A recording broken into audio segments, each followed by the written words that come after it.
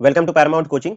देखिए आज मैं 5 नंबर के मैथमेटिक्स के क्वेश्चन लेकर आ गया हूं जो काफी इंपॉर्टेंट क्वेश्चन है, जो एग्जाम में यहाँ से क्वेश्चन आने की पूरी पूरी संभावना है। ठीक है, संभावना नहीं, मैं बल्कि ये गारंटी देता हूँ कि यहाँ से क्वेश्चन जो है वो 100% एग्जाम में आएंगे। ठीक है, तो आप इस वीडियो को पूरा देखिएगा, आपको बहुत ही बेनिफिट होने वाला है, क्योंकि हम वो सारे क्वेश्चन लिए जो एग्जाम में बिल्कुल फिक्स आना है, जैसे ग्राफ है, कंस्ट्रक्शन है ना, हाइट एंड डिस्टेंस के क्वेश्चन है, वो सारे क्वेश्चन मैं यहाँ पर लिया हूँ। और देख सकते हैं यहाँ पर एक आलेखीय विधि से क्वेश्चन लिया हूँ। मैं आपको सारा क्वेश्चन पहले मैं दिखा देता हूँ आपको। ठीक है, देखिए कि दूसरा ये हाइट एंड डिस्टेंस का क्वेश्चन हो गया। इसके बाद आप देखिए, इसके बाद यहाँ पर आपको देखो जो थ्योरम है, जो ज्योमेट्री का मेन थ्योरम जिसको थेल्स थ्योरम है, मैं वो प्रूफ करने वाला हूँ यहाँ पर। ठीक है, इसके बाद आप ये देख सकते हैं, ये कोऑर्डिनेट से क्वेश्चन है। ठीक है, तो ये सारे प्रश्न है, आप देख सकते हैं यहाँ पर ये जो है टू वेरिएबल इक्वेशंस जो होते हैं उससे रिलेटेड एक क्वेश्चन है। इसके बाद आप देखिए यहाँ पर ट्रिग्नोमेट्री से एक क्वेश्चन है। ठीक है, काफी इंपॉर्टेंट क्वेश्चन जो है मैं यहाँ पर कराने वाला हूँ। ठीक है, तो चलिए हम बिना देरी किए हुए इस वीडियो को स्टार्ट करते हैं। इससे पहले मैं बता दूं कि अगर आप मेरे चैनल पर नए हैं तो मेरे चैनल को सब्सक्राइब कर दीजिए और अब बेल आइकन दबा दीजिए, ताकि इसका जब भी मैं कोई वीडियो डालूं तो उसका नोटिफिकेशन सबसे पहले आप तक पहुंचे। ठीक है, और इस वीडियो को लाइक कर दीजिए, अपने दोस्तों के साथ भी शेयर कर दीजिए, ताकि उसे भी इस वीडियो का फायदा मिल सके। ठीक है, तो चलिए आज का क्लास बहुत ही इंपॉर्टेंट होने वाला है। चलिए हम शुरू करते हैं, और कल जब आप एग्जाम देने जाएंगे इस वीडियो को देख करके तो आपको इसका बहुत ही बेनिफिट होने वाला है। ठीक है, चलिए देखते हैं। देखिए क्वेश्चन नंबर यहाँ पर फर्स्ट में आप देखिए, आलेखीय विधि से हमें क्या करना है, आलेखीय विधि से हमें हल करना है x माइनस वाई बराबर 1 और 2x प्लस 3y बराबर 12। ठीक है, देखो मैं आलेख आप जरूर आलेख पढ़े होंगे, लेकिन मैं यहाँ पर जो ग्राफ बताऊंगा यहाँ पर, वो ग्राफ कुछ इस तरीके से बताऊंगा कि आप जिंदगी में कभी नहीं भूलेंगे। ठीक है, तो ग्राफ बहुत ही सिंपल वे में, बहुत ही आसान तरीके से मैं यहाँ पर ग्राफ आपको समझाने वाला हूँ। देखो ग्राफ जो है वो सबसे ईजी होता है ना, लोग इसको हार्ड समझ बैठते हैं। बहुत ईजी होता है 5 नंबर उठाना, ये आप समझो कि ये फ्री का चीज है, बिल्कुल फ्री में 5 नंबर मिलता है। मैं आपको ऐसे सिखाने वाला हूँ यहाँ पर, तो वीडियो में बने रहिए लास्ट तक, आपको काफी इंपॉर्टेंट क्वेश्चंस के यहाँ पर सॉल्यूशन मिलने वाले हैं। ठीक है, चलिए हम देखते हैं ग्राफ कितनी आसानी से बनाया जा सकता है। ठीक है, चलिए देखिए, समीकरण जो है वो है x minus Y equal to 1, इसको हम मान लेते हैं फर्स्ट समीकरण। और 2x, यहाँ से जो दूसरा समीकरण है वो है क्या, 2x प्लस 3y और इक्वल टू 12। ठीक है, ये हो गया इसका सेकेंड इक्वेशन। अब देखो हम क्या करेंगे, दोनों इक्वेशंस के लिए हम एक सारणी बनाएंगे, एक टेबल बनाएंगे, दो दो पॉइंट का, कम से कम 2 पॉइंट से एक लाइन खींचा जा सकता है। तो हम दो दो पॉइंट यानी दो कोऑर्डिनेट पॉइंट की बात कर रहे हैं, दो नियामक बिंदु हम क्या करेंगे यहाँ से निकालेंगे। तो हम सबसे पहले निकाल लेते हैं X minus Y equal to 1 के लिए। ठीक है, 1 के लिए हम यहाँ लिख देंगे सारणी। देखिएगा, जब हम इसके लिए सारणी लिखते हैं तो हम क्या करेंगे, 2 पॉइंट का एक सारणी लिखते हैं, 2 पॉइंट का हम एक टेबल बना लेते हैं यहाँ पर। ठीक है, देखिएगा 2 पॉइंट का एक टेबल बनाएंगे यहाँ से, x और y। अब देखो यहाँ से x का मान कुछ भी है हम अपने हिसाब से रख सकते हैं, लेकिन जो ज्यादा सुविधाजनक होता है हम वो वैल्यू ले लेते हैं। चलो अगर y का वैल्यू हम 0 ले लें, ठीक है, y का वैल्यू 0 अगर रख दे, यहाँ पर आप देख सकते हैं y का मान अगर हम यहाँ पर 0 रखेंगे तो x का वैल्यू क्या बच जाएगा, 1, क्योंकि x माइनस यहाँ पर क्या हो जाएगा, ये 0 और बराबर 1, तो x माइनस 0 तो x ही बचेगा, यानी x बराबर कितना आ गया, 1 आ गया। ठीक है, तो हम यहाँ से लिख देंगे इसका वैल्यू कितना हो जाएगा, x बराबर 1 है ना। ये सारी चीजें लिखने की जरूरत नहीं, मैं इसको मिटा देता हूँ। आप डायरेक्टली क्या करोगे एग्जाम में, इसको सिर्फ बॉक्स जो है वो इस तरीके से बना करके लिख देना है। तो x जब y बराबर 0 होगा तो x का वैल्यू कितना आ जाएगा, 1 आ जाएगा। ठीक है, और देखो जब y का मान हम 1 ले लेते हैं, जब y का मान अगर हम 1 ले लेंगे तो x का वैल्यू कितना हो जाएगा, 2 हो जाएगा। ठीक है, x का वैल्यू हो गया 2। चलिए अब नेक्स्ट क्वेश्चन देखो, नेक्स्ट जो इक्वेशन है उसका हम इसी तरीके से एक टेबल बनाएंगे, 2x प्लस 3y बराबर 12। तो 2x प्लस 3y बराबर 12, इसके लिए अगर हम सारणी देखते हैं तो क्या क्या पॉइंट निकल कर आता है उसको देखते हैं, कम से कम 2 पॉइंट तो निकालने ही होंगे। ठीक है, इसके लिए सारणी, चलिए आगे देखिए, इसमें इसके लिए हम क्या क्या पॉइंट रख सकते हैं। अगर देखो यहाँ से हम y का मान अगर 0 रख दे, ठीक है, y का मान अगर हम 0 रख दे, ये हो गया x का मान और ये हो गया y का मान, y का मान अगर 0 रख दे तो x के जो वैल्यू हो जाएंगे कितना हो जाएगा, 6 हो जाएगा। और अगर x का वैल्यू हम 0 रख दे, x का वैल्यू 0 रख दे यहाँ पर, तो x ये वाला तो वैल्यू 0 हो जाएगा, तो यहाँ पर 3y बराबर 12 बच जाएगा, तो y बराबर 12/3 कितना हो जाएगा, 4 हो जाएगा। ठीक है, 12/3 आ जाएगा ना, 12/3 बराबर कितना हो जाएगा, 4 हो जाएगा। ठीक है, तो चलिए आगे हम क्या करेंगे इसमें, अब इसका हम ग्राफ खींचेंगे, यानी अब जो है इसमें कुछ भी नहीं बचा। अब यहाँ से हमको क्या करना है, सिर्फ डायरेक्टली क्या करना है, अब ग्राफ की तरफ चलना है। तो ये कितना आसानी से हम क्या करते हैं, इसका ग्राफ जो है वो हम तैयार कर ले सकते हैं। ठीक है, देखिएगा, तो देखिए इसका ग्राफ जो है हम इस तरफ खींच देते हैं ना, इसका ग्राफ जो है हम इस तरफ बना लेते हैं। अब सारे वैल्यू जो है वो पॉजिटिव ही है, तो नेगेटिव वैल्यू लेना जरूरी है ही नहीं, मैं फिर भी यहाँ पर एक दो वैल्यू लेकर दिखा दूंगा आपको। ठीक है, चलिए देखिएगा, यहाँ से इसका ग्राफ कुछ हम इस तरीके से बना देंगे। ठीक है, आपको एग्जाम में ग्राफ पेपर मिलेगा, आप उस पेपर पर बनाएंगे बढ़िया से। ठीक है, तो आपको ज्यादा बेहतर दिखेगा वहां पर। ठीक है, चलिए देखिए, तो यहाँ पर हम क्या कर दिए, ये एक एक्स अक्ष और दूसरा वाई अक्ष हमने ड्रॉ कर लिया। ठीक है, ये हो गया, इसको हम एक्स अक्ष कह देंगे, और ये वाला जो हो गया क्या कह देंगे, इसको हम वाई अक्ष कह देंगे। यहाँ पर इसके मूल बिंदु हो गए। ठीक है, यहाँ पर मूल बिंदु हो गए, ये एरो निशान लगा देंगे यहाँ पर। ठीक है, अब देखो ये यहाँ पर क्या क्या पॉइंट है, कितने सारे पॉइंट है, मैक्सिमम आपको क्या दिखाई दे रहा है, मैक्सिमम जो आपको दिख रहा होगा वो दिख रहा होगा क्या, 1021604, 6 तक के मैक्सिमम आपको दिख रहा है इसमें, है ना, 6 तक के। तो चलिए यहाँ पर हम क्या करेंगे, 6 पॉइंट जो है इस पर एक्स अक्ष पर और वाई अक्ष पर हम 6 पॉइंट मैक्सिमम, कम से कम मिनिमम जो होना चाहिए वो होना चाहिए। तो 6 बराबर पॉइंट काटते हैं, चलो 1, यहाँ पर 2, फिर इधर हो जाएगा 3, यहाँ हो जाएगा 4, यहाँ हो जाएगा 5, और ये पॉइंट हो जाएंगे 6। इधर भी हम ऐसे ही काट लेंगे, ठीक है, बराबर बराबर 1, यहाँ पर हम कर देंगे 2, ये पॉइंट हो जाएगा 3, और ये पॉइंट हो जाएगा 4, ये पॉइंट हो गया 5, ये पॉइंट हो गया 6। आप ज्यादा ज्यादा 7 कर सकते हो, कोई फर्क नहीं पड़ेगा, लेकिन कम से कम 6 होने चाहिए। इस तरफ में क्या होता है, माइनस वाला वैल्यू होता है -1, -2, बट नेगेटिव नंबर तो है नहीं, बट फिर भी मैं यहाँ पर लिख देता हूँ -1 और -2, क्योंकि ग्राफ पता नहीं कहाँ पर कटेगा वो तो हमें नहीं मालूम है। तो इस वजह से हमें एग्जाम में देखते हुए हमें इसको लंबा या बड़ा, मतलब बड़ा छोटा हम कर सकते हैं, ठीक है। तो देखो यहाँ पर क्या हो जाएगा, इधर हो जाएगा प्लस में 1 2 3, ये हो जाएगा 4 5, और ये हो गया 6। यहाँ पर हो गया 1 2 3 4 5, और ये 6 7, ठीक है। चलो अब हम क्या करेंगे, अब हम इसका पॉइंट रखेंगे, और वो पॉइंट वैल्यू क्या क्या आता है उसको हम देख लेते हैं, ठीक है। देखिए पॉइंट जो है वो है क्या, 10, सबसे पहला पॉइंट जो है 10, यानी एक्स का वैल्यू 1 और वाई का 0, तो ये पॉइंट होंगे।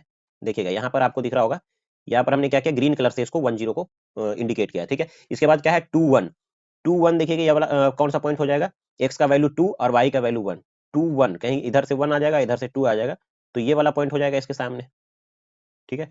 ये पॉइंट हो जाएंगे, और यहां से हम क्या करेंगे, एक लाइन ड्रॉ कर लेंगे, ठीक है। तो चलिए हम क्या करते हैं, यहाँ से एक लाइन ड्रॉ कर लेते हैं, यहाँ से ये दोनों को मिलाता हुआ एक लाइन हम इसको ड्रॉ कर लेंगे, ठीक है। चलिए देखिएगा, ये दोनों पॉइंट से गुजरता हुआ, ठीक, देखिए इसको हम क्या करते हैं, यहाँ से एक लाइन कुछ इस तरीके से हम ड्रॉ कर लेंगे यहाँ से,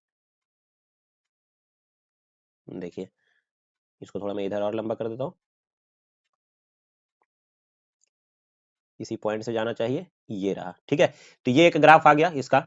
अब इसके बाद नेक्स्ट जो ग्राफ है वो क्या है, इसके लिए 2x + 3y और 12 के लिए क्या हो जाएगा। तो अब देखो 60 और 04, तो पहले हम क्या करेंगे, पॉइंट इंडिकेट कर लेते हैं, क्या क्या पॉइंट है, 60, पहला पॉइंट तो है 60, ये वाला पॉइंट हो जाएगा। और 04, देखो 04 पॉइंट कौन हो जाएगा, 04 ये वाला पॉइंट हो जाएगा, ठीक है, 04 ये पॉइंट हो जाएंगे यहाँ पर। और हम ये दोनों को मिला करके एक लाइन खींच देंगे, ठीक है। तो चलिए यहाँ पर हम ये दोनों को लाइन खींच देते हैं मिला करके, कि ये दोनों का लाइन जो होगा वो कितना होगा, देखिएगा ये लीजिए। तो यहाँ पर हमने ये लाइन ड्रॉ कर लिया, ठीक है। अब यहाँ पर देखो ये जो कट रहा है ना, ये पॉइंट कहाँ पर कट कर रहा है इसको देखिएगा जरा, ठीक है। ये जो कट पॉइंट है, सबसे पहले अच्छा इस इक्वेशन पर आप क्या करो, जो जो भी जिस इक्वेशन का लाइन है उस पर वो इक्वेशन लिख दो, ठीक है। तो वो इक्वेशन हम यहाँ लिख देते हैं, ये वाला जो लाइन है वो किसका है, तो ये वाला लाइन जो था फर्स्ट इक्वेशन का था, तो यहाँ पर हम लिख देंगे ये वाला लाइन है x - y = 1 के लिए, ठीक है। और जो नीचे वाला है 2x + 3y, ये वाला लाइन जो है वो किसका है, 2x + 3y और बराबर 12 के लिए, ठीक है, 12 के लिए। अब हमें देखना है कि ये रहा कॉमन पॉइंट, ठीक है। आप देख सकते हैं दोनों लाइन जो है वो कहाँ काट रहा है, इस पॉइंट पर। हमें इस पॉइंट का जो निर्देशांक होता है ना, जो नियामक इस पॉइंट का होता है, वही क्या होता है, उसका सॉल्यूशन होता है इस ग्राफ का, ठीक है। तो देखिए इस तरफ से पॉइंट क्या मिल रहा है, आप देखो इस तरफ से आपको 3 के सामने दिख रहा होगा। अब जब आप ग्राफ पेपर पर बनाओगे तो वो काफी आपको एग्जैक्ट वैल्यू दिखेंगे आपको, ठीक है, कि इधर से 3 पर मिल रहा है और यहाँ पर आपको क्या दिखाई दे रहा है, 2 दिखाई दे रहा है, ठीक है। हम इस इक्वेशन में आपको रख करके भी आप क्या कर सकते हो, वैल्यू चेक कर सकते हो। जैसे x - y = 1 है, तो x का मान 3 और y का 2 रखेंगे, 3 - 2 क्या हो जाएगा 1, इसका मतलब है हमारा इक्वेशन जो है वो जो पॉइंट आ रहा है वो सही है। यहाँ पर भी रख सकते हो सेकंड में कि 3 और y, 3 दूना 6, और y का मान कितना आ रहा है 2, तो 2 तिया 6, और 6 और 6 कितना हो जाएगा 12, संतुष्ट कर रहा है इसको, इसका मतलब ये आंसर जो है वो बिल्कुल करेक्ट है, ठीक है। ये वाला ग्राफ का आंसर करेक्ट है। कितना पॉइंट है ये, 3 3 और 2, इस पॉइंट पर ये कट रहा है, ठीक है। और यहाँ का पॉइंट जो है वो क्या है, वो देखो यहाँ का पॉइंट था आपको 2 1, है ना, इस पॉइंट का नाम था 2 1, ये वाला पॉइंट कितना था 10, ठीक है, ये पॉइंट 10 था। और ये पॉइंट कितना था 60 पॉइंट था। और यहाँ पर पॉइंट जो था वो था 04, ठीक है। तो देखो यहाँ से सॉल्यूशन हम क्या लिखेंगे इसका, फाइनली जो है वो हमें क्या प्राप्त हुआ, यहाँ से फाइनली हम लिख देंगे कि जो इसका हल है वो क्या आया, इसका जो हल हो गया वो हो गया 3 2, क्योंकि जहां पर दोनों रेखाएं आपस में काटता है वही उसका हल होता है। तो ये हल हो गया 3 2, यानी x बराबर कितना आ गया 3, और y बराबर कितना हो गया 2, ठीक है। तो देखा हमने कितनी आसानी से आपको ग्राफ समझा दिया, ठीक है। बहुत ज्यादा लंबा चौड़ा क्वेश्चन जो है को उसको आंसर को करने की जरूरत नहीं है। बिल्कुल आप इस तरीके से क्या करो, एक मान सारणी बनाओ दोनों इक्वेशन के लिए, ठीक है, और दो दो पॉइंट जो है वो रख करके उसका लाइन ड्रॉ कर दो, ठीक है। जहां पर दोनों लाइन आपस में इंटरसेक्ट करेगा एक दूसरे को, वही उसका क्या होगा, सोल्यूशन होगा। और पहले वाला जो वैल्यू होगा एक्स वाला, और बाद वाला जो वैल्यू होगा वो वाई का वैल्यू होगा, ठीक है। तो इस तरीके से ग्राफ से 5 नंबर जो है बिल्कुल आसानी से उठाया जा सकता है, और ग्राफ जो है 100% एग्जाम में आता ही आता है ना। ऐसा कोई एग्जाम नहीं है अभी तक के पिछले 10 साल का एनालिसिस के बाद में बता रहा हूँ जिसमें ग्राफ पूछा ना गया हो, ठीक है। तो चलते हैं हम नेक्स्ट क्वेश्चन की तरफ कि नेक्स्ट क्वेश्चन क्या कह रहा है, ठीक है। देखिएगा नेक्स्ट क्वेश्चन देखिए, हाइट एंड डिस्टेंस के क्वेश्चन है। नेक्स्ट क्वेश्चन में लिखा है कि एक मीनार है, एक मीनार के पाद से एक भवन के शिखर का उन्नयन कोण कितना है, 30 डिग्री है, और भवन के पाद से मीनार के शिखर का उन्नयन कोण 60 डिग्री है। यदि मीनार की ऊंचाई 60 मीटर है तो भवन की ऊंचाई क्या होगा। देखो हाइट एंड डिस्टेंस में के क्वेश्चंस में क्या होता है, जो सबसे ज्यादा इंपॉर्टेंट चीज होता है वो होता है उसका फिगर। अगर आप फिगर बना लेते हो तो आपको कोई प्रॉब्लम नहीं होगा, है ना। चलो हम इसका फिगर बनाते हैं। कहते हैं एक मीनार के पाद से एक भवन के शिखर, चलो हम एक मीनार और एक भवन बना लेते हैं। तो सबसे पहले हम क्या कर लेते हैं, एक मीनार बना लेते हैं। मान लो ये क्या है, एक मीनार है, ठीक है, ये मीनार हो गया। इसके बाद हम एक भवन भी बना लेते हैं। चलो ये एक भवन है, मान लो मीनार कहीं ना कहीं भवन से ऊंचा होगा, वो एंगल देखते हुए भी हम इसका पता कर लेते हैं, ठीक है। चलो ये हो गया भवन, और यहाँ से इसके बीच का जो डिस्टेंस है वो ये हो जाएगा, ठीक है, ये इसके बीच का डिस्टेंस हो गया। अब देखो यहाँ पर हमको जो पूछा जा रहा है, क्या कह रहा है कि एक मीनार के पाद से एक भवन के शिखर का उन्नयन कोण 30 डिग्री है। मीनार का पाद ये हो गया और भवन का शिखर यहाँ पर हो गया, तो यहाँ से इसका जो उन्नयन कोण है वो कितना है, 30 डिग्री है। मीनार के पाद से भवन के शिखर का उन्नयन कोण 30 डिग्री है। ये वाला जो एंगल हो जाएगा वो कितना हो जाएगा, ये वाला एंगल जो है वो 30 डिग्री है, ठीक है, ये 30 डिग्री। और उसके बाद क्या कह रहा है वो देखिए, उसके बाद कह रहा है कि मीनार के शिखर का उन्नयन कोण 60 डिग्री है ना। भवन के पास से मीनार का शिखर का उन्नयन कोण जो है वो 60 डिग्री है, यानी यहाँ से ये वाला मीनार का शिखर का उन्नयन कोण यही हो जाएगा, ठीक है। ये वाला जो वैल्यू है वो कितना है, यहाँ से ये वाला वैल्यू जो है वो 60 डिग्री है, ठीक है, ये कह दिया आपसे। तो चलिए यहाँ से अब हमें पता करना है, यानी इसका नाम दे देते हैं हम कि ए बी, इसको ए बी कह देते हैं। ए बी मीनार हो गया, और यहाँ सी डी ये जो हो गया क्या हो गया, भवन हो गया, ठीक है। और इसका एंगल हमें पता है। देखो अब हमको क्या करना है, यहाँ पर हमें जो भी चीजें बताए हैं यहाँ पर हमें लिखना पड़ेगा कि ए बी क्या है, सी डी क्या है। तो यहाँ पर हम क्या करेंगे, लिख देंगे, माना कि ए बी क्या है, ए बी एक मीनार है, ठीक है, ए बी एक मीनार है, तथा CD क्या है, CD एक भवन है, CD जो है वो भवन है, ये लिख देंगे। माना कि ये भी एक मीनार है और CD जो है वो क्या है, भवन है। और हमको ये पता हो जाएगा कि एंगल के हिसाब से, यानी उसका जो उन्नयन कोण जो दिया है, तो वहां पर हम डायरेक्टली एंगल लिख देंगे कि एंगल इधर से हो गया क्या, DBC है ना, एंगल DBC बराबर कितना हो गया, 30 डिग्री। और क्या हो गया, एंगल ADB बराबर जो हो गया वो हो गया 60 डिग्री, ठीक है। तो ये एंगल हो गया 60 डिग्री। अब देखो यहाँ से हमें क्या करना है, देखो हम इसमें ऐसा कर सकते हैं कि हम यहाँ से सबसे पहले इस ट्रायंगल में चलेंगे, ABD के अंदर या इस ट्रायंगल में कहीं से भी चलो। हमें क्या पता है, हमें जो पता है वो है मीनार की ऊंचाई 60 है ना, ये मीनार की ऊंचाई 60, ये 60 मीटर, ये भी पता है। तो हम ये भी लिख देंगे यहाँ पर कि AB बराबर जो है वो कितना है, 60 मीटर है। तो हमसे पूछ क्या रहा है, CD की लंबाई पूछा जा रहा है हमसे, ठीक है।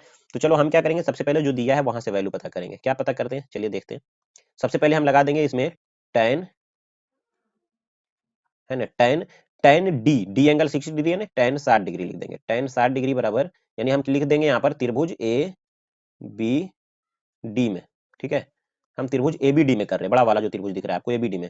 तो tan 60 डिग्री बराबर अगर हम लगा देंगे, tan थीटा बराबर लंब बटा आधार होता है, तो लंब बटा आधार यानी कितना हो जाएगा, AB, और बटा में नीचे कितना हो जाएगा, BD, ठीक है, AB बाई BD। अब tan 60 का मान क्या होता है, √3 होता है, तो √3, और AB का मान हो गया 60, और बटा BD का जो वैल्यू है वो नहीं पता है, ठीक है, तो BD को हम वैसे लिख देंगे। तो यहाँ से देखो BD का वैल्यू क्या आ गया, BD का जो वैल्यू आ गया वो हो गया 60 बटा √3, ठीक है। BD का मान पता हो गया 60 बटा √3। चलिए इस फिगर को थोड़ा हम क्या करते हैं, ऊपर कर लेते हैं, और उसके बाद हम आपको बताते हैं, ठीक है, देखिएगा। चलिए आगे हम क्या करेंगे, इस त्रिभुज में चलेंगे, त्रिभुज BDC में, त्रिभुज BDC में, ठीक है। इस त्रिभुज में अगर हम देखें तो यहाँ पर हम लगा देंगे क्या, tan 30 डिग्री, tan 30 डिग्री बराबर tan 30, इस एंगल के लिए लंब ये हो जाएगा DC, और बटा आधार हो जाएगा कितना, BD, ठीक है, tan DC बटा BD। अब tan 30 डिग्री का मान हो जाता है 1/√3, तो 1/√3 हो जाएगा इसके लिए। और DC का मान जो है वो हमें नहीं पता, ये तो निकालना ही है। और बटा BD का वैल्यू हमें मालूम है ना, BD का वैल्यू जो है वो 60 बटा √3 आया, 60 बटा √3, ठीक है, ये 60 बटा √3 आया। तो अब देखो यहाँ से DC बराबर क्या हो जाएगा उसको समझो, DC बराबर, एक्चुअल में ये √3 ऊपर चला जाएगा ना, तो √3 DC लिख देंगे। यहाँ पर हम क्या लिख देंगे, √3 DC, और ये 60 जो हो जाएगा वो इधर मल्टीप्लाई हो जाएगा। एक मिनट, इसको हम ऐसा करते हैं कि यहाँ से हम, देखिए इसको हम क्या करेंगे, पहले इसको हम लिख देते हैं, इसको हम √3 ऊपर लिख देते हैं, तो 1/√3 हो गया, है ना, इससे जो होगा समझना आसान होगा, DC, और √3 ऊपर चला गया, ठीक है, √3 ऊपर चला गया, और बटा में क्या हो गया यहाँ पर 60। अब देखो क्रॉस मल्टीप्लाई कर दो, जब हम अब क्रॉस मल्टीप्लाई करेंगे √3 से √3 में, तो 3 हो जाएगा, तो सीधा सीधा बनेगा क्या, 3DC, अब बराबर 60 × 1 क्या हो जाएगा, 60, तिरछा गुना कर दिए, तो DC बराबर क्या बन जाएगा, देखो 3 से डिवाइड करेंगे इधर ना 60 में, तो क्या आ जाएगा 20। 20 मीटर, तो नीचे लिख देंगे अतः भवन की ऊंचाई, भवन की ऊंचाई, जो भवन की ऊंचाई हो गया वो कितना हो गया, 20 मीटर, है ना, 20 मीटर। तो यही हमारा फाइनल आंसर है। ठीक है, तो देखो कितना आसानी से, कितना शॉर्ट में बन रहा है, कितना छोटा में बन रहा है ना, इतना में आपको 5 नंबर मिलने वाला है। ठीक है, इसी तरह के क्वेश्चन जो है एग्जाम में आने वाले हैं। ठीक है, चलते हैं नेक्स्ट क्वेश्चन। देखिए नेक्स्ट क्वेश्चन क्या है। नेक्स्ट क्वेश्चन देखो थेल्स थ्योरम है। ठीक है, थेल्स थ्योरम काफी ज्यादा इंपॉर्टेंट है, आप पढ़ कर जाइए जरूर थेल्स थ्योरम, और दूसरा आप पढ़ करके जाइए आप पाइथागोरस थ्योरम। ठीक है, ये दो थ्योरम जो है एग्जाम में ज्यादातर पूछे जाते हैं, है ना, ज्यादा संभावना बनता है इसका, इसीलिए आप ये दोनों थ्योरम जरूर पढ़ के जाइए। हमने यहाँ पर थेल्स थ्योरम उठाया है, पाइथागोरस थ्योरम को यहाँ पर नहीं उठाया, लेकिन आप उसे पढ़कर जरूर जाइएगा। ठीक है, एग्जाम में क्वेश्चन ज्यादा संभावना है आने का। ठीक है, चलो देख लेते हैं क्वेश्चन क्या है। ये थेल्स थ्योरम है ना, सिद्ध करे कि यदि किसी त्रिभुज की एक भुजा के समांतर एक रेखा खींची जाए तो अन्य दो भुजाएं एक ही अनुपात में विभाजित हो जाती है। ठीक है, हमें ये प्रूव करना है कि अन्य दो भुजाएं जो है वो एक ही अनुपात में विभाजित हो जाती है। तो चलो हम सबसे पहले इसके लिए हम क्या करेंगे, एक फिगर ड्रॉ करेंगे, फिगर ड्रॉ करेंगे क्वेश्चंस के हिसाब से। ठीक है, जो जो क्वेश्चन का आ रहा है उस हिसाब से देखिएगा। सबसे पहले हम क्या करें, ये फिगर ड्रॉ कर लेते हैं।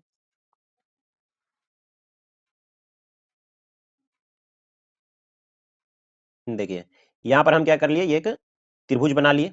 ठीक है, इसको थोड़ा हम और बड़ा कर देते हैं ताकि स्पष्ट दिख जाए। ठीक है, ये एक त्रिभुज बना लिए। अब इसमें इस त्रिभुज में क्या करना है, इस त्रिभुज के अंदर कह रहा है कि क्या करिए, एक लाइन खींचिए, है ना, एक भुजा के समांतर, त्रिभुज की एक भुजा के समांतर एक रेखा खींचा जाए। मान लेते हैं ये त्रिभुज है, ये वाला, ये भुजा के समांतर हम क्या करते हैं, एक रेखा खींचते हैं जो अन्य दो भुजाओं को, ये दोनों भुजा को, यानी इस वाले भुजा को और इस वाले भुजा को क्या करता है, कट करता है। तो हम इसके पैरेलल एक लाइन खींच देते हैं, ये लीजिए। यहाँ से हमने क्या किया, एक पैरेलल लाइन खींचा, बिल्कुल नीचे वाले लाइन के पैरेलल है। ठीक है, इस लाइन के पैरेलल है। हम इसका नाम दे देते हैं, इसका नाम हो गया क्या, ए, इसका नाम हम कह देते हैं बी, और ये सी। त्रिभुज एबीसी था, और डीई, डीई जो है वो क्या है, पैरेलल है किसके, बीसी के। डीई जो है वो बीसी के समांतर एक लाइन खींच दिए। अब देखो आगे हम क्या करेंगे, इसमें हम एक रचना करेंगे। ठीक है, इसके लिए हम क्या करेंगे, एक रचना करेंगे कि यहाँ से इसको हम मिला देते हैं, यहाँ से हम क्या करेंगे, इसको मिला देंगे, और ठीक इसी प्रकार यहाँ से इसको भी मिला देंगे। ठीक है, बिल्कुल स्टेप याद रख लो, यहाँ से इसको मिला देंगे। आगे क्या करेंगे कि यहाँ से अब देखो ये त्रिभुज बन गया ना बी डी ई, और यहाँ से बन गया सी डी ई। अब बी डी ई पर लंब खींचना है, तो देखो ये क्या है, एक अधिकोण त्रिभुज है, तो इसके लिए लंब जो होगा वो कहीं ना कहीं बढ़ाए गए भुजा इधर मिलेगा। ठीक है, तो इसके लिए लंब जो होगा वो इधर मिलेगा, यहाँ पर एक लंब खींच दिए। ठीक है, और इसके लिए जो लंब होगा वो कहाँ मिलेगा, इसके लिए जो लंब होगा वो कहीं ना कहीं इस तरफ मिलेगा। ठीक है, तो यहाँ पर लंब खींच दिए इस त्रिभुज के लिए, सी डी ई के लिए, और इसका हम नाम दे देते हैं, इसको हम कह देते हैं, इसको हम एम कह देते हैं, और इसको हम एन कह देते हैं। ठीक है, तो ये रहा इसका फिगर। तो अब देखो हम आगे हम करेंगे क्या कि हम इन दोनों त्रिभुज के अंदर हम यहाँ पर दो दो करके त्रिभुज का क्षेत्रफल का रेशियो लिखेंगे। हम क्या करेंगे, दो त्रिभुज, दो दो करके त्रिभुज का क्षेत्रफल का रेशियो लिखेंगे। कौन कौन से लेंगे, हम यहाँ से लेंगे क्या, यहाँ से लेंगे हम B D E, B D E, ये वाला ट्रायंगल दिख रहा है आपको, ये वाला ट्रायंगल। ठीक है, ये बी डी ई, तो बी डी ई वाला ट्रायंगल ले लेंगे। और कौन सा ले लेंगे, ए D E, A D E triangle ले लेंगे, और इस दोनों का हम रेशियो लिख देंगे। ठीक है, तो हम यहाँ पर लिख देते हैं एरिया ऑफ, एरिया ऑफ, पहले आप क्या करो, यहाँ पर क्या करो, जो भी लैंग्वेज आपको करना है थोड़ा बहुत सजाने के लिए आपको लिख देना है कि माना कि, है ना, एग्जाम में मार्क्स पाने के लिए आपको इस तरीके से लिखना पड़ता है। माना कि त्रिभुज एबीसी, त्रिभुज एबीसी में डीई जो है, डीई रेखा, डी रेखा बीसी के समांतर, समांतर खींचा गया है। ठीक है, खींचा गया है, ये लिख देंगे। और डीई जो है, यानी डी समांतर खींचा गया है, अर्थात डीई जो है वो पैरेलल है किसके, बीसी के। देखो हम क्या करेंगे, हमें प्रूफ क्या करना है वो लिख देंगे।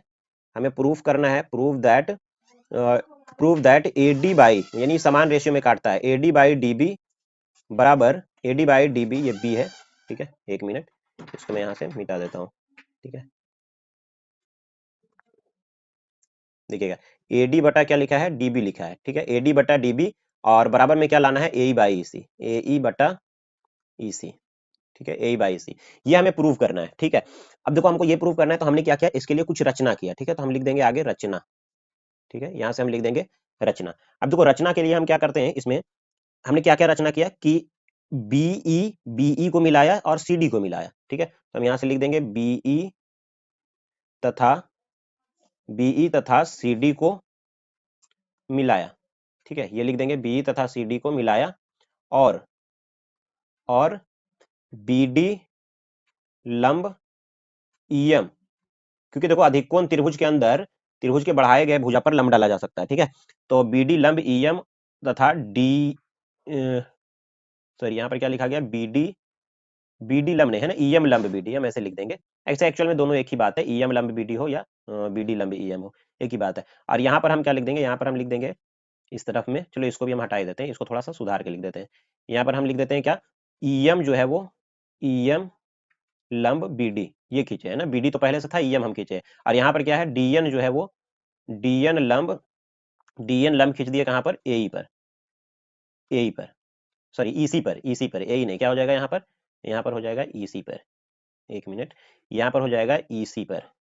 ऐसे ए ई पर भी लंब है, बट यहाँ पर चूंकि हम लिख रहे हैं इस त्रिभुज के लिए तो हम लिख देंगे इसी पर, यानी इसी के बढ़ाए हुए भुजा पर लंब है, ठीक है।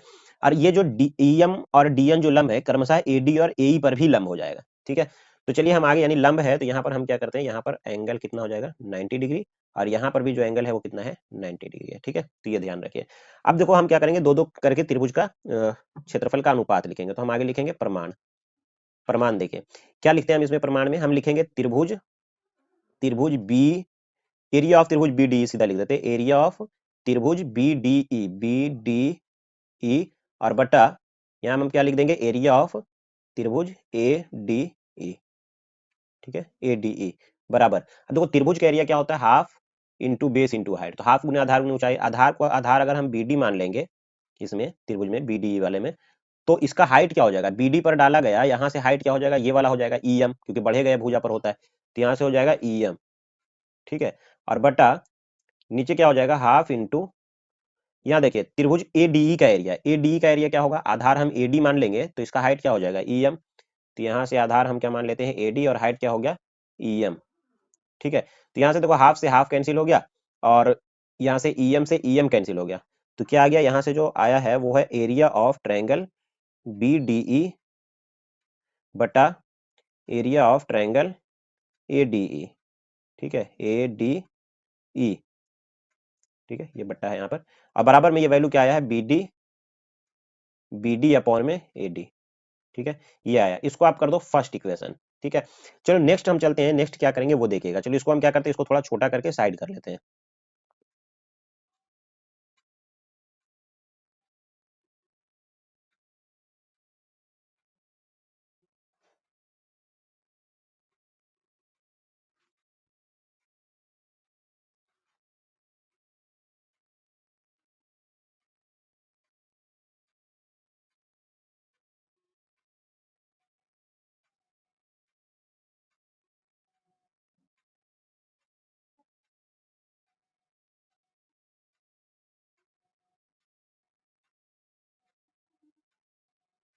तो चलो इसको हम क्या करते हैं, थोड़ा सामने रख लिए साइड, ताकि थोड़ा बहुत दिखता रहे और इसको देख करके हम इसको सॉल्व कर सके, ठीक है। तो चलिए आगे इसके बाद क्या हो जाएगा, इसके बाद हम एक और एरिया लिखेंगे, किसका, एरिया ऑफ, पुनः हम यहाँ पर लिख देंगे पुनः, पुनः एरिया ऑफ ट्रायंगल। इस बार देखो ट्रायंगल हम बीडीई लिए थे ना, लेकिन इस बार हम क्या करेंगे सीडीई लिखेंगे, ठीक है। तो area of triangle CDE, CDE और बटा एरिया ऑफ ट्रायंगल क्या हो जाएगा, सी डी हो गया, और एरिया ऑफ ट्रायंगल वही लेंगे ए डी, मतलब यहाँ पर ए डी था और इसमें भी नीचे जो होगा वो ए डी ई ही लेंगे, ठीक है, area of triangle A D E.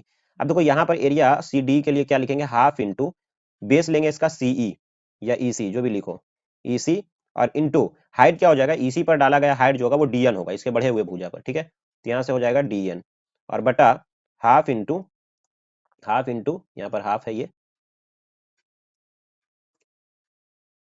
ठीक है, हाफ इंटू, इसके बाद क्या हो जाएगा, इसका आधार, ये डी त्रिभुज में इसका आधार इस बार हम ए ई ले लेंगे, तो ये ए ई हो जाएगा, ए ई, और इंटू हाइट इसका क्या हो जाएगा डीएन, तो हाइट जो हो जाएगा वो इसका डीएन, तो डीएन से डीएन जो होगा कैंसिल हो जाएगा, हाफ से हाफ कैंसिल हो जाएगा। तो यहाँ से जो आ रहा है वो क्या आ रहा है, area of triangle C D E और बटा area of triangle, triangle A D E, A D E बराबर में यहाँ पर वैल्यू क्या बचा, ई सी, और बटा में बच गया ए ई, ठीक है, इसी बटा में ए, इसको हम कर लेते हैं सेकंड इक्वेशन। अब देखो यहाँ से फर्स्ट और सेकंड दोनों इक्वेशन का जरा आप अवलोकन करिए, ठीक है। फर्स्ट में क्या था, यहाँ पर फर्स्ट में जो है वो आपको देखने को मिल रहा होगा कि वहां पर ऊपर सिर्फ क्या लिखा हुआ है, बी डी ई लिखा है, और यहाँ पर सी डी ई लिखा है, ठीक है। बाकी नीचे जो है यहाँ पर आप देख सकते हैं ये जो वैल्यू है ए डी ई यहाँ भी है, और ए डी ई जो है वो यहाँ पर भी है, ठीक है। तो इसको हम क्या करेंगे, इसको हम एक चीज कर सकते हैं कि एक थ्योरम होता है, यहाँ पर आप क्लास 9 में ये थ्योरम पढ़े होंगे कि दो पैरेलल लाइन के बीच एक ही आधार पर बने त्रिभुजों के क्षेत्रफल जो होते हैं वो बराबर होते हैं, ठीक है। तो यहाँ पर हम लिख देते हैं चूंकि दो समांतर रेखाओं के बीच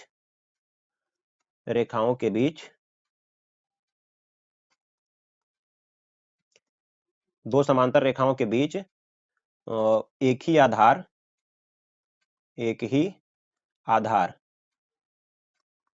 पर बने त्रिभुज का क्षेत्रफल क्या होता है? बराबर होता है। ठीक है, बराबर होता है। त्रिभुज का क्षेत्रफल जो होता है वो बराबर होता है। एक ही आधार पर बने त्रिभुज का क्षेत्रफल जो होता है दो पैरेलल लाइन के बीच में बराबर होता है। इसलिए क्या लिख सकते हैं? त्रिभुज यानी एरिया ऑफ त्रिभुज BDE बराबर हो जाएगा एरिया ऑफ ट्रायंगल CDE। ठीक है, आप देख सकते हैं यहाँ पर देखो, ये दोनों पैरेलल लाइन है DE और BC, ये तो हमें लिखा हुआ था पहले से। ठीक है, और इसके बीच में ही क्या बन रहा है? ये आधार देखो DE है दोनों त्रिभुज के लिए, BDE और CDE दोनों में DE आ रहा है, एक ही आधार है और दोनों पैरेलल लाइन के बीच बना है। इसी वजह से ये दोनों का एरिया क्या हो जाएगा? बराबर हो जाएगा। तो इसलिए हम इस इक्वेशन को हम क्या लिख सकते हैं वो देखिएगा। इसलिए हम लिख सकते हैं एरिया ऑफ CDE को हम क्या लिख देंगे? हम CDE को लिख देंगे BDE। तो इसको लिख देते हैं हम BDE और बट्टा एरिया ऑफ, इसको हम क्या लिख देंगे? ADE को ऐसे लिख देंगे ADE। ठीक है, ADE को ऐसे लिख देंगे और बराबर में यहाँ पर क्या हो गया? EC बटा AE, EC बटा में AE। ठीक है, देखो इसको कर दो थर्ड इक्वेशन। अब देखिए जरा, यहाँ पर फर्स्ट और थर्ड इन दोनों का लेफ्ट साइड इक्वल है। यहाँ पर भी BDE बटा ADE है और यहाँ पर भी BDE बटा ADE है। तो जब लेफ्ट साइड इक्वल है तो किसी इक्वेशन का लेफ्ट साइड अगर बराबर हो गया तो उसके राइट साइड भी बराबर हो जाएंगे, या राइट साइड बराबर है तो लेफ्ट साइड भी बराबर हो जाएंगे। ठीक है, तो हम लिख देंगे यहाँ पर फर्स्ट तथा थर्ड से क्या हो जाएगा? राइट साइड बराबर हो जाएगा यहाँ से, तो हो जाएगा BD बटा, है ना, इसको हम क्या लिखे? ये जो है BD है, इसको हम हटा के लिख देते हैं फिर से। ये क्या है? BD और बटा में क्या था? AD था, AD बराबर में यहाँ क्या हो जाएगा? EC और बटा में क्या हो जाएगा? AE। ठीक है, तो इसको थोड़ा हम उल्टा भी कर सकते हैं, इसको रिवर्स करेंगे तो ये भी रिवर्स हो जाएगा। तो यहाँ से क्या हो जाएगा? AD और बटा में क्या हो जाएगा? BD नीचे आ जाएगा, है ना, BD जो हो गया वो नीचे आ गया। और इसी को AE अगर हम ऊपर कर देंगे, AE जो है वो ऊपर कर देंगे और EC कहाँ आ जाएगा? नीचे आ जाएगा, क्योंकि दोनों तरफ हम उल्टा कर देंगे। और आप देखो सही से, तो यही हमें क्या करना था? यही हमें प्रूफ करना था। ठीक है, देख लो, ये जो हो गया हमारा प्रूव हो गया थेल्स थ्योरम। ठीक है, क्योंकि एक ही अनुपात में काट रहा है ना, यही कह रहा था ना कि अन्य दो भुजाएं जो है वो एक ही अनुपात में विभाजित होती है। अब देखो AD बटा BD जो है AE बटा EC, यानी एक ही अनुपात में ये दोनों भुजाएं जो है विभाजित हो रहा है। तो आप देख सकते हैं कितना आसानी से, आराम से हमने क्या किया? थेल्स थ्योरम को प्रूफ कर दिया। ठीक है, चलते हैं नेक्स्ट क्वेश्चन की तरफ। अगर अभी तक आपने चैनल को लाइक नहीं किया, सब्सक्राइब नहीं किया, तो सब्सक्राइब कर लीजिए प्लीज, क्योंकि इसी तरह की वीडियोस में अक्सर लाता रहता हूं और परीक्षा के समय पर आपको ये सारे वीडियोस जो है वो ज्यादातर हेल्प करेंगे। बिल्कुल परीक्षा की दृष्टि से काफी इंपॉर्टेंट क्वेश्चन है। ठीक है, चलते हैं नेक्स्ट क्वेश्चन की तरफ। देखिए नेक्स्ट क्वेश्चन है, दिखाइए कि बिंदु -1 2 1 0 -1 2 -3 0 एक वर्ग के शीर्ष है। ठीक है, हमको क्या दिखाना है? कि ये एक वर्ग के शीर्ष है। तो सिंपली हम क्या करें? मान लेते हैं इसको हम A कह देंगे, क्या? -1 और -2। ठीक है, इसके बाद B कह देंगे, यहाँ पर B कह देंगे 1 0। ठीक है, C पॉइंट कह देंगे -1 2, फिर क्या करेंगे? D पॉइंट कह देंगे कितना? -3 0। ठीक है, ये 4 पॉइंट है। अब देखो, वर्ग कोई भी अगर वर्ग होगा तो वर्ग का डेफिनेशन क्या होता है? कि ये चारों भुजा बराबर होंगे। तो A पॉइंट हो गया, B पॉइंट हो गया, C पॉइंट हो गया, D पॉइंट हो गया। ये चारों भुजा बराबर होंगे तो AB BC CD और AD ये चारों निकालने होंगे, चारों वैल्यू बराबर आने चाहिए। और साथ ही उसके वर्ग में क्या होते हैं? इसके विकर्ण भी बराबर होते हैं। ये विकर्ण और ये विकर्ण, ये दोनों जो होते हैं बराबर होते हैं, है ना, क्योंकि भुजा बराबर होने से नहीं होगा। भुजा बराबर होने से में तो समचतुर्भुज में भी हो जाता है, लेकिन उसके विकर्ण भी बराबर होने चाहिए। तो हमें 6 बार दूरी का यूज करना पड़ेगा ये चारों भुजा निकालने के लिए और फिर दोनों विकर्ण निकालने के लिए। तो 4 भुजा और 2 विकर्ण, टोटल 6 बार। तो कुछ है ही नहीं, ये 6 बार हमें क्या करना है? सिर्फ दूरी सूत्र का प्रयोग करके हमें क्या करना है? दूरी निकाल देने हैं। और 4 बार दूरी बराबर आना चाहिए और फिर ये दोनों दूरी आपस में बराबर आने चाहिए। ठीक है, तो बस यही कहानी है। चलिए हम शुरू करते हैं। हम सबसे पहले क्या लिख देते हैं? AB लिख देते हैं। देखिएगा AB। अब दूरी सूत्र आपको पता है, दूरी सूत्र क्या होता है? x1 - x2 है ना, y1 - y2 का होल स्क्वायर, इस तरीके से। तो x1 कितना हो गया? -1, x2 हो गया 1, सॉरी ये भी कितना है? 1 0, हाँ सही है। तो -1 और -1, x1 - x2 और इसका होल स्क्वायर, अब प्लस y1 - y2 मतलब -2 और माइनस में 0 और इसका क्या हो जाएगा? Whole square. तो देखो यहाँ से AB वैल्यू जो आ जाएगा वो कितना आ जाएगा? देखो -1 और -1, -2 हो गया, 2 का स्क्वायर 4 और यहाँ पर भी कितना हो गया? -2, 2 का स्क्वायर 4, 4 और 4 कितना हो गया? 8, √8 हो गया ना यहाँ पे। और √8 को हम क्या लिखते हैं? 2√2। तो AB का वैल्यू 2√2 आ गया। इसी तरीके से हम क्या करेंगे? BC निकालेंगे। ठीक है, चलिए हम BC लिख देते हैं। तो BC बराबर क्या हो जाएगा? B और C के बीच का दूरी देखिएगा, 1 अब माइनस में -1 करेंगे तो क्या हो जाएगा, +1 हो जाएगा। ठीक है, तो इसका हो गया x1 - x2 का whole square plus y1 - y2। देखो y1 - y2, अच्छा y2 - y1 करके या x2 - x1 करके भी कर सकते हैं, बात बराबर होता है कि स्क्वायर करने पर क्या होता है, प्लस ही हो जाता है। तो यहाँ पर आगे क्या हो जाएगा, 0 - 2, 1 माइनस में -1 करते +1 हो गया, और 0 - 2 का होल स्क्वायर करेंगे, 0 - 2 इसका स्क्वायर करेंगे। ठीक है, तो यहाँ से देखिए क्या हो जाएगा, 1 1 2 हो गया, 2 का स्क्वायर 4, और यहाँ पे भी 2 का स्क्वायर 4, 4 4 8 हो गया रूट में, √8 यानी 2 √2 ये भी हो गया। ठीक है, चलिए नेक्स्ट देखो, बीसी पता हो गया, ए बी पता हो गया, बीसी पता हो गया, ए बी बीसी, इसके बाद क्या करना है, सीडी निकाल लेना है। तो चलो सीडी निकालो, सीडी पॉइंट, सी और डी पॉइंट के बीच की दूरी, सी और डी पॉइंट के बीच की दूरी क्या हो जाएगा, देखिए -1 और माइनस में -3 करेंगे तो +3 हो जाएगा, +3, और इसका होल स्क्वायर, और प्लस 2 - 0 यानी y1 - y2, तो 2 - 0 और इसका होल स्क्वायर करेंगे तो बराबर में ये वैल्यू कितना आ जाएगा, देखिएगा 3 में -1 करेंगे तो 2, 2 का स्क्वायर 4 हो गया, है ना। चलो इसको हमको लिखने की जरूरत नहीं, डायरेक्टली लिख रहा है, ये 4 हो गया, और यहाँ पे भी 2 का स्क्वायर 4, तो ये भी कितना आ गया, √8 यानी 2 √2, ये भी 2 √2 हो गया। तो इसके बाद आगे क्या बच गया, सीडी पता हो गया, फिर हमें क्या कर लेना है, एडी निकाल लेना है। ठीक है, एडी, तो एडी बराबर क्या हो जाएगा, वो देखो, देखो ए और डी के बीच का दूरी लिख देना है, ए और यहाँ पॉइंट ए है ना, ये वाला पॉइंट ए, और ये वाला जो पॉइंट हो गया वो हो गया डी।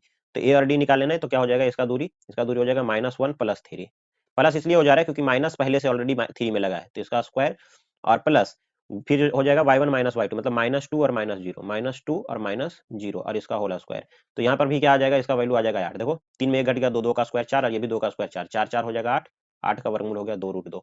तो इस तरीके से हमने देखा कि A B B C C D और एडी ये हो गया क्या, बराबर। इसके बाद हमें क्या करना है, विकर्ण निकाल लेने हैं। तो विकर्ण निकाल लेना है क्या, हमको विकर्ण निकाल लेना है एसी। तो एसी विकर्ण बराबर क्या हो जाएगा, ए और सी के बीच की दूरी निकालते हैं, चलिए ठीक है।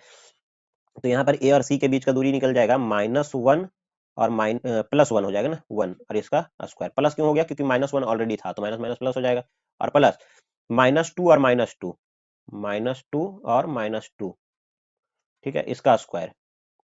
तो यहाँ पर क्या आ जाएगा, देखो ये तो 0 हो गया, तो -2 कितना हो गया, -4, -4 का स्क्वायर क्या हो जाएगा, 4 हो जाएगा। एसी पता हो गया, इसी तरीके से हम क्या कर ले, दूसरा विकर्ण पता कर ले, बीडी। ठीक है, चलो बीडी पता कर लो, ये लास्ट है, हम बताए ना आपको कि 6 बार हमें दूरी सूत्र का यूज करना पड़ेगा। तो बीडी, बीडी क्या हो जाएगा, देखिएगा 1, अब माइनस में -3 करेंगे तो क्या हो जाएगा, +3।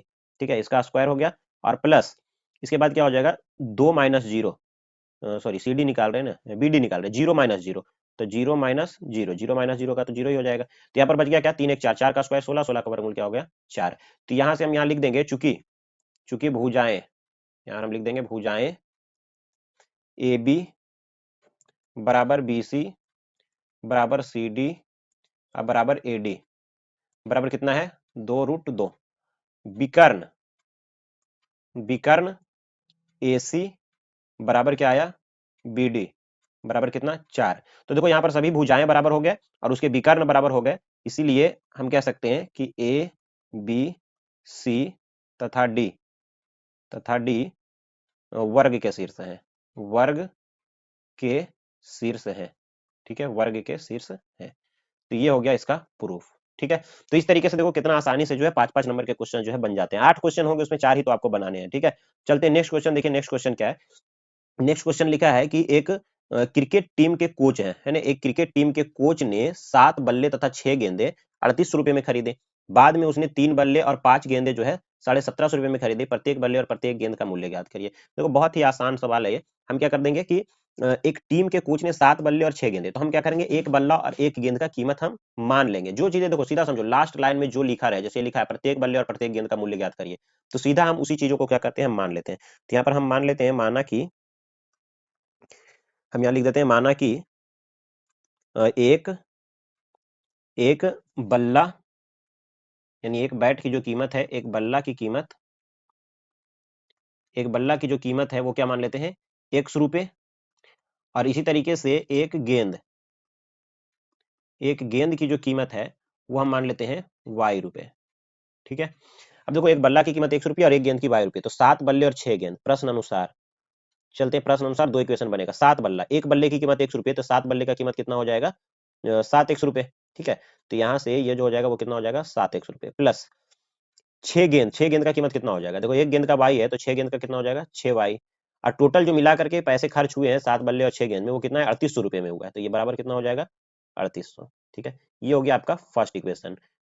पुनः जो दूसरा इक्वेशन है, जो दूसरा इक्वेशन है वो क्या है, उसको देखिए। 3 बल्ले और 5 गेंद 1750 रुपए में, तो 3 बल्ले का कीमत 3x हो जाएगा, क्योंकि एक बल्ले का x, तो 3 बल्ले का 3x, ठीक है। और प्लस 3x और प्लस क्या हो जाएगा, 5 गेंद का कीमत क्या हो जाएगा, 5y, तो यहाँ पर हो जाएगा 5y, और बराबर कितना हो गया 1750, तो यहाँ हो जाएगा 1750। इसको कर दो सेकंड इक्वेशन, और यहाँ से हम क्या करेंगे, दोनों को सॉल्व कर लेंगे। अब देखो दोनों इक्वेशन को सॉल्व करना तो इजी है, सबको आता होगा इक्वेशन सॉल्व करने, है ना। तो चलो हम यहाँ से इक्वेशन को सॉल्व कर लेते हैं। देखिएगा अब यहाँ पे सॉल्व करने के लिए हमें क्या करना पड़ेगा, y या x को किसी भी मेथड से आप प्रतिस्थापन विधि से, विलोपन विधि से, किसी भी मेथड से आप इसको सॉल्व कर सकते हैं। बट हम विलोपन कर लेंगे, यहाँ से हम क्या करेंगे, इसमें 5 मल्टीप्लाई कर देंगे और इसमें 6 मल्टीप्लाई कर देंगे, क्योंकि 5 छक 30y ये हो जाएगा, और यहाँ 6 मल्टीप्लाई करने से ये भी 30y हो जाएगा, बराबर हो जाएगा, घटा देंगे तो कट जाएगा, ठीक है। तो हम क्या करते हैं, समीकरण समीकरण फर्स्ट में हम क्या करेंगे, फर्स्ट में गुना कर देंगे कितना से, 5 से, ठीक है, और माइनस फिर कर देंगे सेकंड में कितना गुना करके, 6 से, ठीक है। तो चलिए यहाँ से हम कर देते हैं, यहाँ से 5 से गुना कर दो तो हो जाएगा 35x प्लस 30y बराबर यहाँ पर कितना हो गया 3800, सॉरी 3800 में हम यहाँ मल्टीप्लाई कर रहे हैं ना 5 से, तो 5 से चलो यहाँ पर मल्टीप्लाई करके लिख दो यहाँ पे, ठीक है।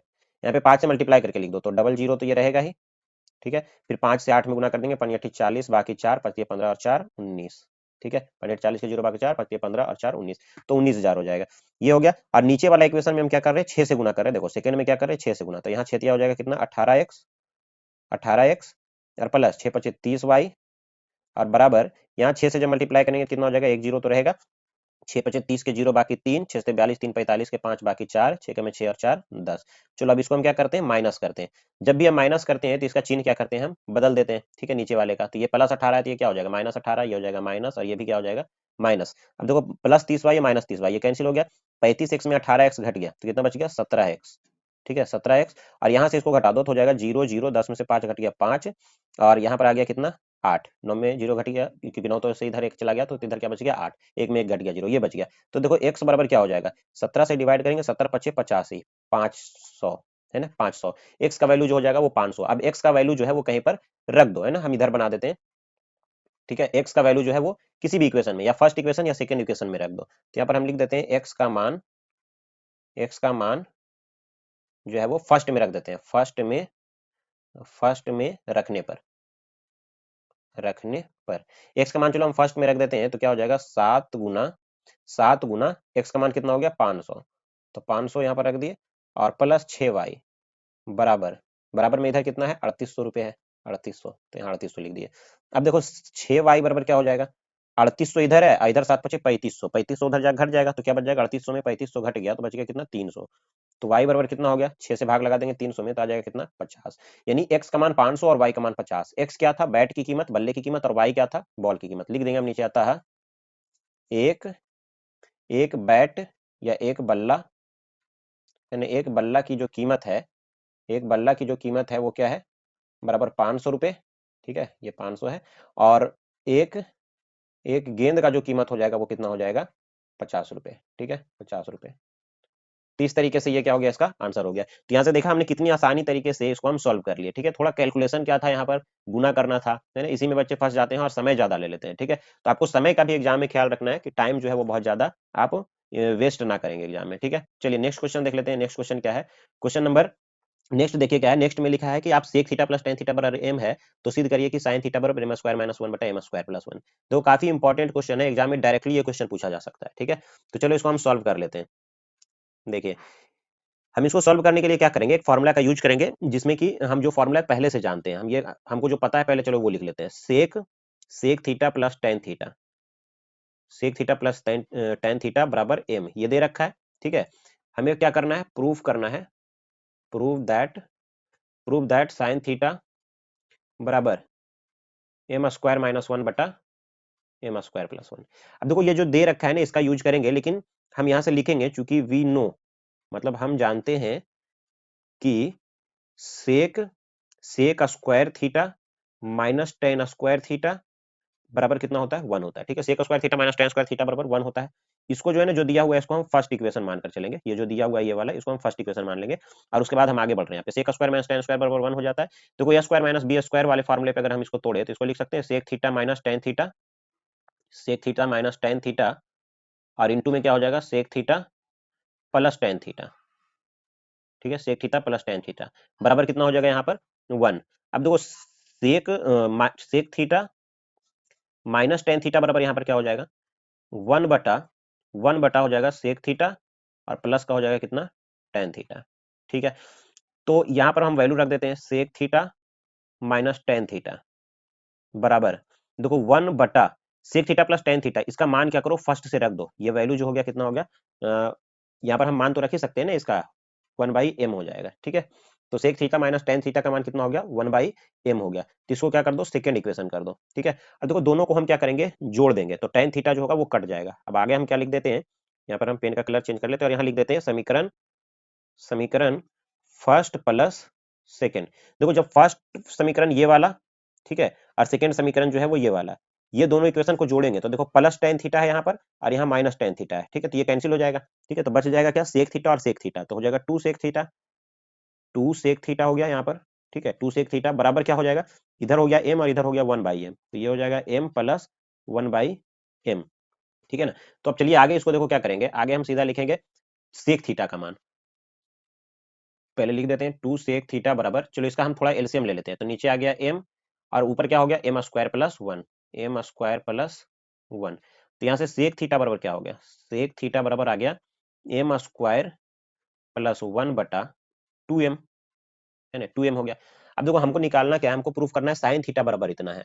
अब देखो सेक थीटा अगर हमको पता है तो कॉस थीटा क्या हो जाएगा, कॉस थीटा बराबर हो जाएगा उल्टा हो जाता है ना, इसका मान जो हो जाता है वो क्या हो जाता है, कॉस का मान जो होता है सेक का उल्टा हो जाता है, तो ये हो जाएगा कितना 2m और बटा में हो जाएगा m स्क्वायर प्लस 1। ठीक है, ये आ जाएगा। अब कॉस थीटा का मान पता हो गया तो हमें पता है साइन थीटा का मान क्या होता है, साइन थीटा नाउ हम लिख सकते हैं sine theta is equal to क्या होता है under root 1 minus cos square theta. ठीक है, ये फॉर्मूला आपको सबको पता होगा 1 माइनस कॉस स्क्वायर थीटा। तो देखो यहाँ पर मान रखते चले जाओ 1 माइनस कॉस स्क्वायर थीटा, तो कॉस थीटा का मान 2m बटा m स्क्वायर प्लस 1 है, तो इसका स्क्वायर करेंगे तो 2m का स्क्वायर कितना हो जाएगा 4m स्क्वायर हो जाएगा। ठीक है, और बटा m स्क्वायर प्लस 1, इस पर भी स्क्वायर लगेगा, तो ये हो जाएगा m स्क्वायर प्लस 1 और इसका स्क्वायर। ठीक है, चलो इसको अब क्या करो सोल्व करो, हम एलसीएम ले लेंगे नीचे पूरे का, नीचे यहाँ एलसीएम ले लेते हैं, तो एलसीएम आ जाएगा m स्क्वायर प्लस 1 और m स्क्वायर प्लस 1 से 1 में तो मल्टीप्लाई हो जाएगा क्योंकि 1 से डिवाइड करेंगे तो 1 होगा और 1 में इतना मल्टीप्लाई होगा तो इतनी हो जाएगा ना, इसका स्क्वायर है, ये क्या है इसका स्क्वायर, तो ये इतनी हो जाएगा यहाँ पर, और इसको हम स्क्वायर करके लिख देते हैं, तो देखो क्या हो जाएगा m स्क्वायर का स्क्वायर यानी a square plus B square मतलब कि 1 का स्क्वायर, और माइनस में क्या हो जाएगा प्लस में 2m square 2ab a square plus B square plus में 2ab, और माइनस में यहाँ पर क्या हो जाएगा आगे देखो इससे भाग लगाएंगे तो ये तो 4m स्क्वायर हो जाएगा, तो ये लिख देंगे हम इसको 4m स्क्वायर। ठीक है, आगे देखो क्या होगा, यहाँ पर ध्यान दीजिए m पर पावर 4 अभी हम करते नहीं है क्योंकि इसको हम फिर से स्क्वायर फॉर्म में बना सकते हैं, m स्क्वायर का स्क्वायर प्लस 1 ये भी लिख देंगे, और यहाँ देखो 2m स्क्वायर में माइनस 4m स्क्वायर कर देंगे तो माइनस का क्या हो जाएगा 2m स्क्वायर हो जाएगा। ठीक है, माइनस का 2m स्क्वायर और बट्टा नीचे क्या हो जाएगा, इसको हम वैसे लिख देते हैं m स्क्वायर प्लस 1 और इसका होल स्क्वायर। ठीक है, चलिए इसको हम क्या करते हैं थोड़ा सा ऊपर खिसका लेते हैं। हाँ, तो अब देखिए यहाँ पर हम क्या लिख दें, यहाँ पर ये लिख सकते हैं इसको देखो एम ए स्क्वायर, आप समझो ना ये एक फॉर्मूला पे आ गया, देखो ए स्क्वायर प्लस बी स्क्वायर और माइनस में 2ab, इस फॉर्म में नहीं दिख रहा है आपको, तो ये माइनस बी का होल स्क्वायर हो जाएगा, यानी ये क्या हो जाएगा m स्क्वायर माइनस 1 और इसका होल स्क्वायर। आप देखो ना करो इसका स्क्वायर तो इतने आ जाएगा, देखो ए स्क्वायर प्लस बी स्क्वायर और माइनस में 2m स्क्वायर ये आ जाएगा, और बट्टा नीचे क्या है m स्क्वायर और प्लस 1 और इसका होल स्क्वायर। तो देखो दोनों पे स्क्वायर लगा है तो यहाँ पर से तो रूट हट जाएगा। ठीक है, ये वाला रूट जो है वो कैंसिल हो जाएगा, स्क्वायर है दोनों पे तो रूट खत्म हो जाएगा, तो ऊपर क्या आ गया m स्क्वायर माइनस 1 और बटा m स्क्वायर प्लस 1, ये किसका मान आ गया साइन थीटा का वैल्यू आ गया ना, साइन थीटा का वैल्यू ये इतना आ गया, तो हमें यही प्रूफ करना था कि साइन थीटा बराबर m स्क्वायर माइनस 1 और बटा में क्या था m स्क्वायर प्लस 1। ठीक है, आप देख सकते हैं यहाँ पर यही चीजें हमें प्रूफ करना था जो कि हमने यहाँ पर प्रूफ कर चुका है। ठीक है, तो देखो इस तरीके से हमने कितनी आसानी से, लग रहा था कि ये काफी कॉम्प्लेक्स क्वेश्चन है लेकिन हमने इसको काफी आसानी से इसको सॉल्व कर दिया। ठीक है, तो इस तरीके से हमने काफी इंपॉर्टेंट क्वेश्चंस जो है वो कवर किया। 5 नंबर के एग्जाम में ये सारे क्वेश्चंस जो है इसी आधार पर क्वेश्चंस जो है एग्जाम में बन सकते हैं। आप इसको अगर देखे हैं पूरा वीडियो आप अच्छे से समझे हैं तो आपको एग्जाम में बहुत ही हेल्प करने वाला है। ठीक है, और अगर आपको कुछ कहीं प्रॉब्लम है तो आप कमेंट सेक्शन में जरूर मुझे बताइए। तो चलिए, अगर आपको ये वीडियो अच्छा लगा है और इसी तरह के वीडियोस अगर आपको चाहिए लगातार तो हमारे चैनल को सब्सक्राइब कर लीजिए और लाइक कर दीजिए अभी इस वीडियो को, और अपने दोस्तों के साथ इस वीडियो को जरूर शेयर कर दीजिए ताकि उसे भी इसका फायदा मिल सके। ठीक है, और कल आपका जो एग्जाम होने वाला है उसके लिए आपको बेस्ट विशेष है। जाइए बिना डर बिना हिचक के आप एग्जाम दीजिए, कहीं कोई डर नहीं, किसी तरीके की डरने की बात नहीं है। आप पहली बार बोर्ड परीक्षा देने जा रहे हैं, पहली बार इस तरह के एग्जाम में जा रहे हैं, तो थोड़ा हेजिटेशन होता होगा, लेकिन आपको डरने की जरूरत नहीं है। बेहिचक आपकी तैयारी होगी तो आपको कोई डर नहीं लगेगा। ठीक है, बेस्ट ऑफ लक, और इस वीडियो को देखने के लिए आपका तहे दिल से बहुत बहुत धन्यवाद।